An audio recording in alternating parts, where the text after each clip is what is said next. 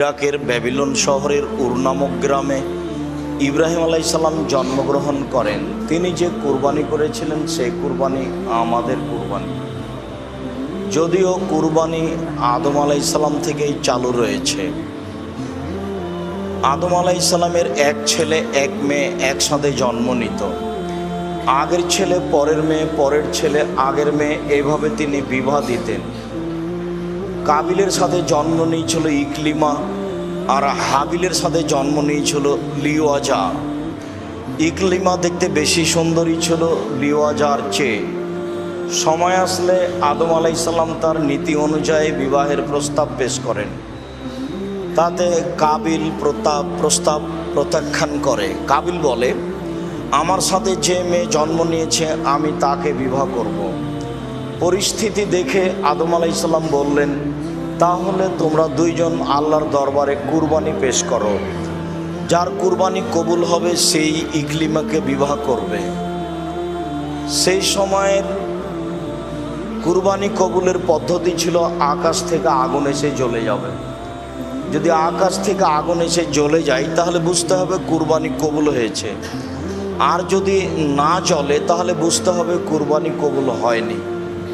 অবশ্য বিষয়টি এখন থাকলে মানুষ তার সত্য মিথ্যা হালাল হারাম বুঝতে পারত। আল্লাহ তাআলা দয়া করে মানুষকে কুরবানির গোশত খাওয়ার সুযোগ দিয়েছেন, মর্মেই হতো মানুষ অবৈধ পয়সা দিয়ে ভুল পদ্ধতিতে কুরবানি করা প্রয়োজন মনে করছে। যেহেতু কাবিল জমি চাষ করত, মর্মে কিছু গম আল্লাহর দরবারে কুরবানি হিসাবে পেশ করলো।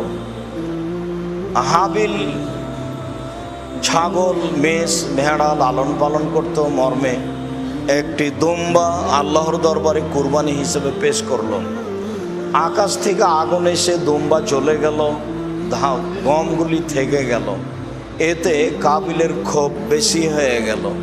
কাবিল মনে করলো হাবিলের কারণে আমি সমাজে অপমান হচ্ছি, তাই ভাবলো যে হাবিলকে হত্যা করতে হবে। মর্মে কাবিল সিদ্ধান্ত নিল।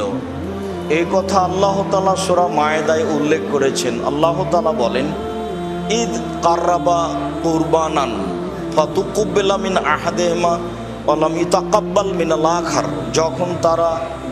যখন তাদের দুই ভাইয়ের পক্ষ থেকে কুরবানি পেশ করা হয়েছিল, দুইজনের একজনের কুরবানি কবুল হয়েছিল, অপরজনের কুরবানি কবুল হয়নি।